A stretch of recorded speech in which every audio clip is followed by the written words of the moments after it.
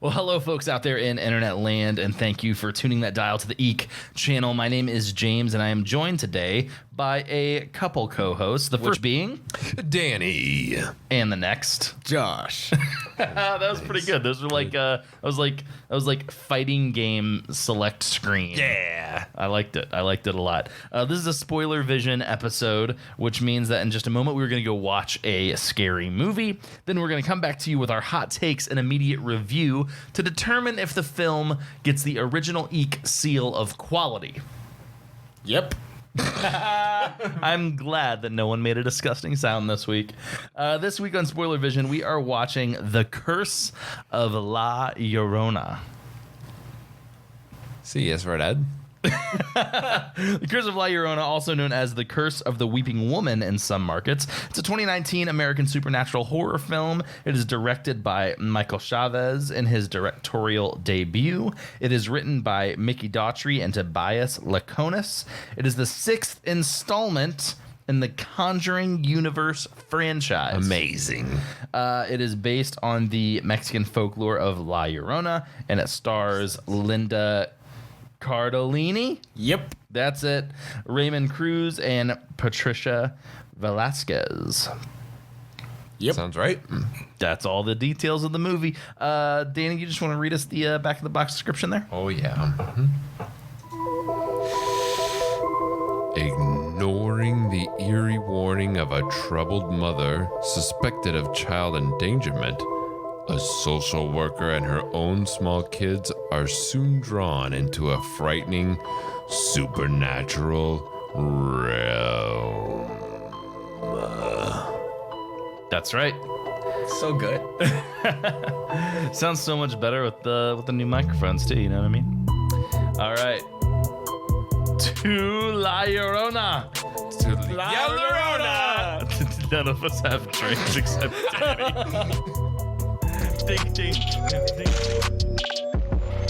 Hey, what is up, guys? It's James here. I just wanted to take a moment real quick in this little break to talk to you about our newest show, A Stroll Down Fear Street. Hannah and Megan are heading this up. They are hosting a new podcast where they discuss all of the books in the R.L. Stine Fear Street series. You can find that anywhere that you get your podcast. It will not be on YouTube, at least not yet. Maybe we can talk them into doing something like that in the future. So yeah, check it out. All the places you get your podcast, A Stroll Down Fear Street, presented by Eek Channel. We're going to get back to you with our thoughts on The Curse of La Llorona in just a minute. And now for our feature presentation. And we're back. And we're back. Something happened while I was recording the break. It was the scariest thing I've seen all night. And I didn't see it. And I don't even think that the cameras were rolling when it happened. So I have no idea what these guys are laughing about. Okay. We're back. So we're back with our thoughts on The Curse of La Llorona. First of all, budget for this film, $9 million. That's a lot of money in the movie. How much? I mean, how much were the other Conjuring movies? No idea. I'm. Also, let's burst that bubble real quick. I didn't know until planning the episode that this was a Conjuring spinoff movie, still in the Conjuring universe movie. I had no idea. They're even worse about it than Marvel. I feel like they're really grasping at straws with that sometimes. Yeah, they really are. I didn't know it was supposed to be connected. Like it's very loosely connected. I feel like you About could as connect. connected as Ant-Man. You know Yeah, what I I mean? feel like you could connect any scary movie. Yeah. So this is the. Well, hang on. Worldwide gross of this Okay. movie. Get ready. Oh no. $122 million. That's amazing. What? No me digas. What? And I don't know. The only reason why I can even possibly fathom it is because of just the international appeal of this maybe being the first big budget Hollywood horror movie that is based off of a piece of Mexican folklore. So like, a lot of, Central American countries probably were a lot, and South American countries probably a lot more interested in this than maybe needed to be, because spoiler alert, this is SpoilerVision. It's not that great. But yeah, incredible return on the money, which good for them. Sure. But then the sad thing is, does that mean we're going to keep getting shit on a cracker force fed to us because apparently no one cares how bad a movie is before they pay money to go see it? I guess not. No. All right, so trivia here. The guy who plays Father Perez in Annabelle reprises his role in this film. That is the one string that ties us to the Conjuring universe. This is the second film in the Conjuring universe to not feature or reference Ed and Lorraine Warren, who are kind of like the linchpins. Yeah, I was waiting for that. There's no end credit or weird scene anywhere in it? Apparently not. Okay. Apparently not. And they were also not spoken of or referenced at all in The Nun. Yeah. Yep. Okay. Yep. It just spun off I forget the demon's name already. That's in The Nun. Starts with a V. The Nun. That's a demon. Yep. Voldemort. No. Okay. She kind of looks like Voldemort. A little bit. Take that nose off. Yes, I know, right? But that is in Conjuring 3, I think, is referenced, and that's how they tie it. But Ed and Lorraine are never referenced in the Conjuring or in The Nun because it is a prequel. A super prequel. That's right. Way Exactly. earlier. Exactly. This, however, being set in the 70s is probably around the same time. Yeah. I forget when the first and second Conjuring movies are technically set, but it's probably somewhere close. Yeah. So yeah, it's the first of two movies in the Conjuring universe to be released in 2019. The second was Annabelle Comes Home, which is still in theaters, so we haven't really taken a peek at that just yet. This is the first time two movies in the Conjuring universe have been released in the same calendar year. So yeah, we are getting very close.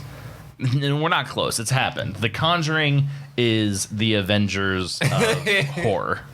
They're spoiling us now. Whether we like it or not, that's what it is. I think that's a little... you're fine. Of horror. It is. Literally no one else has ever tried to create... ones. That's for... Yeah, that's a different thing. That's for some to determine. The first Conjuring movie's great. It is great. It is great. And I every time...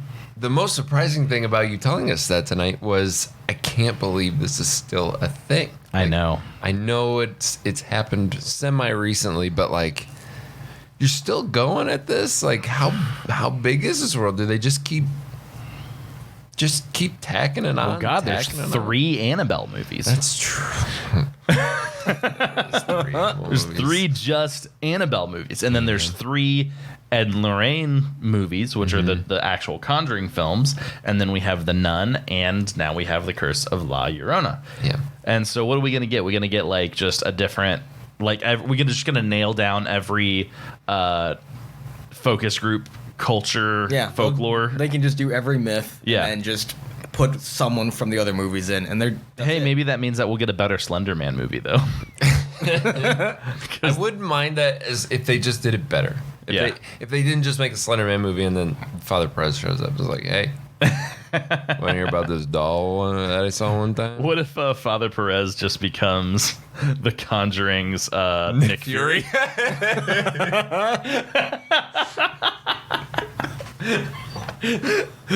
It's exactly it. It's exactly it. Yep. Well, that's how they tied. Marvel's gotten much better at it recently, but in the early days they struggled. The Hulk, I think it was the Hulk, was only tied to the rest of the movies through an end credit. One end credit. Nick Fury meeting, Bruce Banner and we're doing this Avengers thing, and that was it. So, it's taken time for them to get as good at it as they have been. Yes.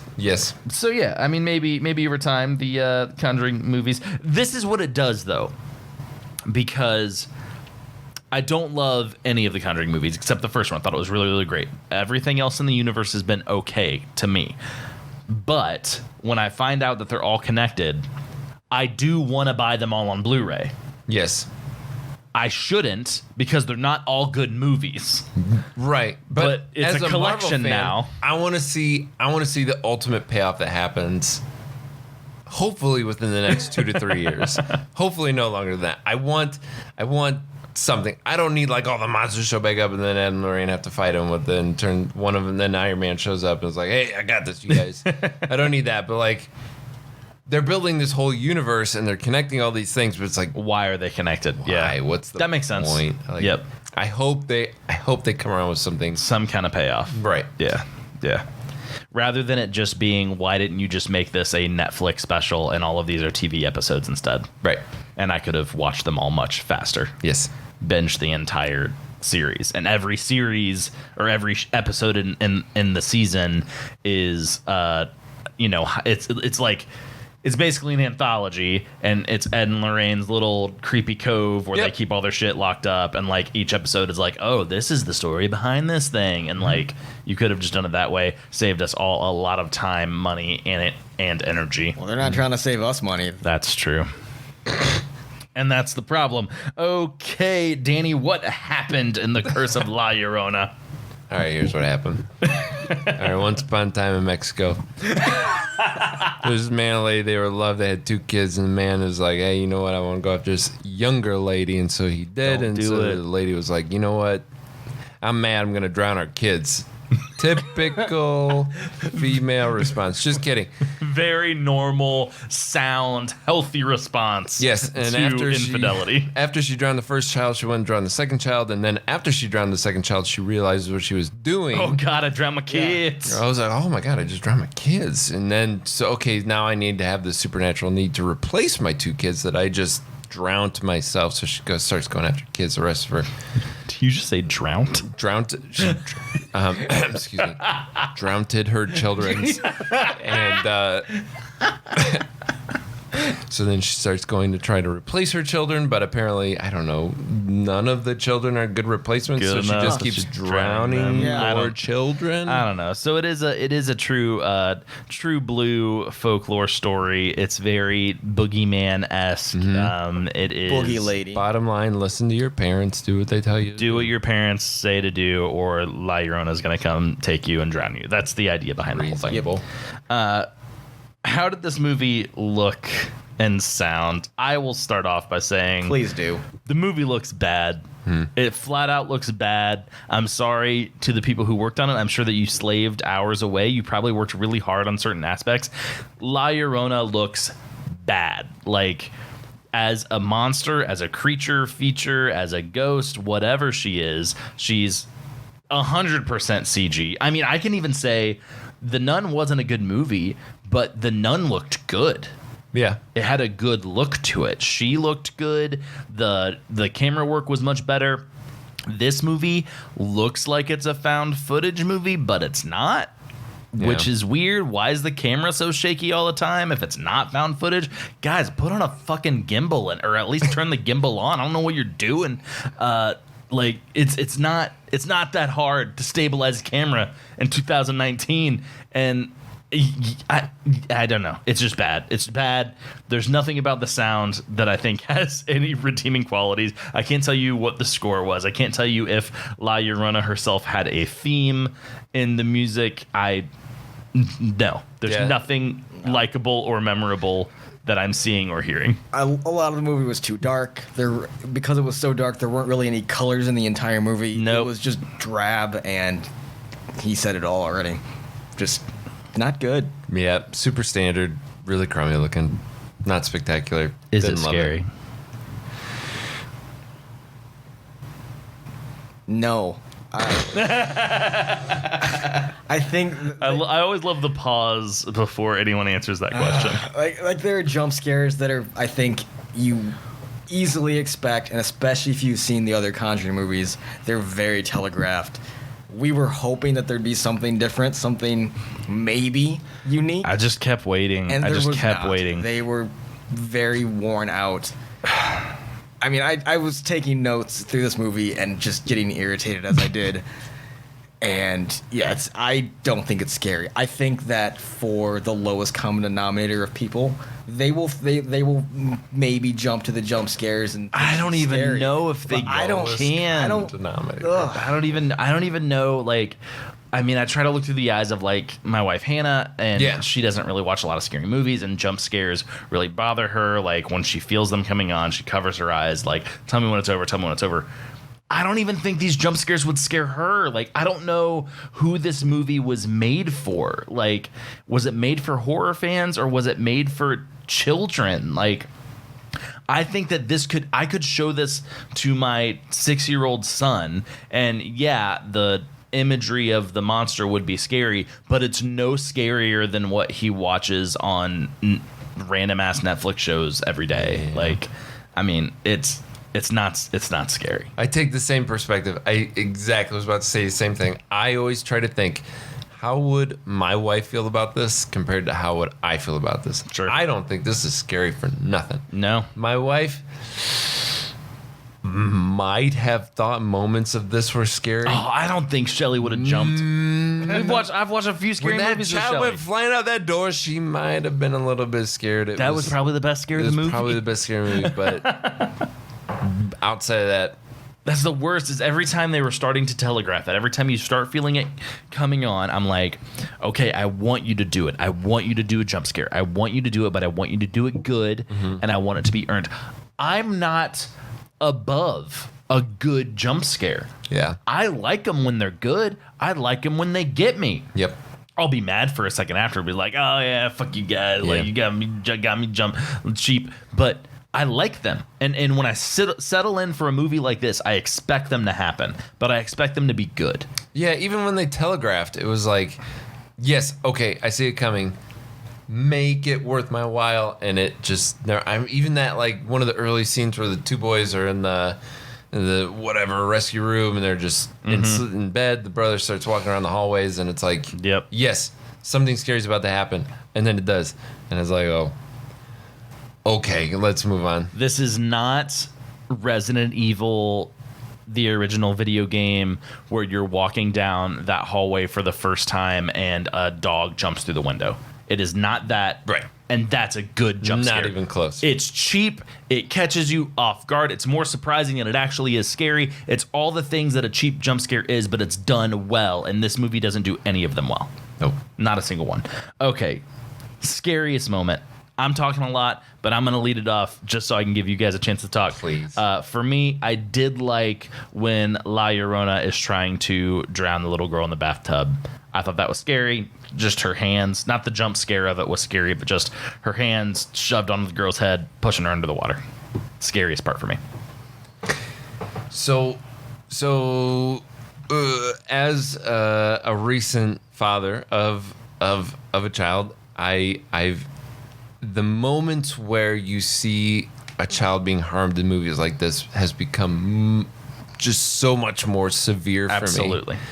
And that part was scary. But honestly, the part of the movie that scared me the most, that part that made me kind of lurch a little bit, was the first 5 minutes of the movie. Yeah. The very first scene Actual La Llorona. where you see La Llorona drowning her own child in that river. Because it was graphic. It was kind of unsuspected and kind of graphic, and it made me really upset, and I didn't like it. That was the scariest part for me. Yep. What you got, Josh? If you have literally nothing, I do have one follow-up. I have literally nothing. I will say probably actually the scariest part of the movie, and maybe the best written part of the movie, even though it's kind of cheesy, but it's still great, is so the movie centers around a social worker. And she is working this case for this family where it seems as if the children are being abused. And turns out that it was La Llorona haunting them and attacking them and all of that kind of stuff. And so once those kids die, La Llorona gets transferred to the social worker and her family. And so that's the story we're actually watching play out. So what's interesting, what was scary, and what was a well-written sequence is she's a social worker, all of a sudden her kids end up getting all of these bruises and stuff on their bodies, and her son falls down the stairs and sprains his wrist, and so she takes her kid to the hospital. All of a sudden the kids are all beat to hell and they don't know why. And literally, like, her boss and coworker have to come out and do a welfare check. On the kids, and she is a social worker who does welfare checks, and like that whole thing of like, I'm going crazy. What's happening to my children? Like that whole like her world getting turned upside down is actually frightening to me. I did like that. That was the perfect occupation to put her in to kind of translate this whole mythos of La Llorona and like I did like that a lot. Yeah, I liked that. I think I am one of the things that I'm most afraid of in just real life is like true crime things being like pinned for something, because I listen to way too many true crime podcasts, and I see like all this crazy shit happen, and just like if something were to happen to the guy next door and like, oh well, you were the last person to see him, and you know we tied all this shit to you, and I'm just like, what the fuck? No, it wasn't me. Like that genuinely frightens me, because I feel like that can actually happen in real life in the criminal justice system. So like, and trying to explain to the legal system like, oh, it was a ghost. So yeah, I think that stuff's genuinely frightening. So that's probably actually the scariest moment. Do we have a best kill? I mean, I guess best / worst is how the movie starts. But how many people died in this movie? Just all the kids. 4 children. 4 children died in this movie. Those were the only kills. Yeah, we're not gonna. I can't select a best kill out of 4 children. I just feel wrong doing that. If the annoying one. Just kidding. Okay. Yeah, I default back to my answer of the beginning of the movie. This is the most shocking. This is the most intense, shocking, for sure. Terrifying. Yep. All right. So, Josh, I want you to start us off then. Thumbs up, thumbs down. Give us your Nuggets rating. For those of you listening, Nuggets are our percentages, very similar to the Rotten Tomatoes tomato meter. We have a Nuggetometer, and that would be the percentage that we would give this movie. For all of us, it is currently sitting at 30% on Rotten Tomatoes. Okay. This will be, I'll have a couple of little sentences afterwards. I love that. This movie was terrible. I give it 0 thumbs, 0 nuggies. Don't see this movie. Not one single nugget. It is terrible. Yep. This movie was insulting to me as a movie watcher. There is no logic in it. There are so many things that are just placed in there that make no sense, that have no connections to anything. And like why certain things happen, there's no reason. They just happen for that thing to happen. Yeah.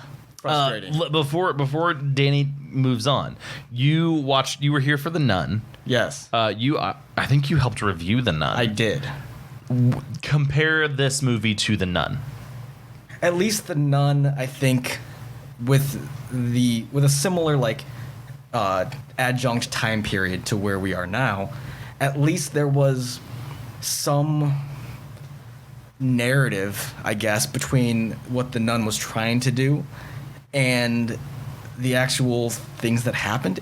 It wasn't a whole lot better. I don't even remember what I gave The Nun. I don't either. I should have looked it up. But compared to The Nun, this is still worse. The Nun is way better. I think that even one of the things for me is I default a lot to visuals and kind of the artistry behind a scene. I love super stylized stuff. That's why Freddy Krueger speaks to me. Is like it's the style of Freddy. It's the hat. It's the glove. It's the striped sweater. It's this whole package. Because he's a nightmare creature, he's able to do so many things that Jason or Michael Myers can't. Maybe Michael's more scary because he's more real, but what makes Nightmare on Elm Street movies so awesome to watch is that Freddy can literally do fucking anything. And so it's the artistry behind it that I really, really appreciate. And The Nun had scary artistic moments. I remember there's a scene in The Nun where there's just like all this shit has hit the fan. The main girl. They go to the main, like, in the cathedral. Yeah. She's in there praying with she thinks she's in there praying with all of these sister nuns. sisters. And like, it's this big thing. They're like praying for God to intervene and for this demon to be driven out. And then like it snaps. You realize bitch is in there all by herself. And like all of this was just a manifestation of what the demon wanted her to think what was going on. Mm-hmm. And like that was beautifully we loved done. it. Beautifully done. So scary. The movie may not have been the best movie, but it had moments like that. This film has no moments like that. None. All right. So I'm gonna do mine real quick. I give it a definite thumbs down, and I give it a 0 nuggets. I think this movie is garbage. I don't think anyone should waste any money on this movie. I think there's no point in watching it. Wow. Okay. Okay. We're being real mean tonight. Real mean. Okay, that's all right. I think the worst thing about this movie is when you make a movie about this cultural myth that it's supposed to be this big old thing, and then you make it about, it's this woman, she drowns kids, and then you make it about this family who has a swimming pool in their backyard. That sucks. That sucks, and I hate that so much. It's way too on the nose. It's LA. They all have swimming pools. I will give Although if they're a social worker in the 70s, they probably can't afford one. Exactly. Well, her husband was a cop. Remember that part? Yeah, sure. Whatever. I don't, because who cares? It didn't matter. She could have been lying. We don't know. Some rando cop that she really liked. Anyway, I will give it, for the sake of culture, 2 nuggets. 2 nuggets. 2 nuggets. That's better. All right, well, that about wraps it up for this SpoilerVision episode. Don't forget, SpoilerVision episodes are not our only episodes. Eek Speak is our horror house party, and you, my friends, are invited. Eek Speak is recorded live on YouTube Monday nights at 7:30 Eastern Standard Time. We would love for you to join us and engage in the chat. A party, my friends, is always more fun with what do we need? People. We need you. We need people. Don't say something if it's not into the microphone, Sorry. Danny. Just being essential. We need people. So yeah, if you'd like to be a guest on Eek Speak, you can hit us up on Instagram at Eek Channel. That is EEKCHANNEL. If you want to help us out, you can rate, review, comment, like, subscribe, enable notifications, all of the internet things, or you know what? Just tell a friend, because that's all that really matters. We're losing our music, so we're going to bring it right back. That's right. Just like that. And yeah, you know what? I'm going to switch it over. Thank you guys so much for listening.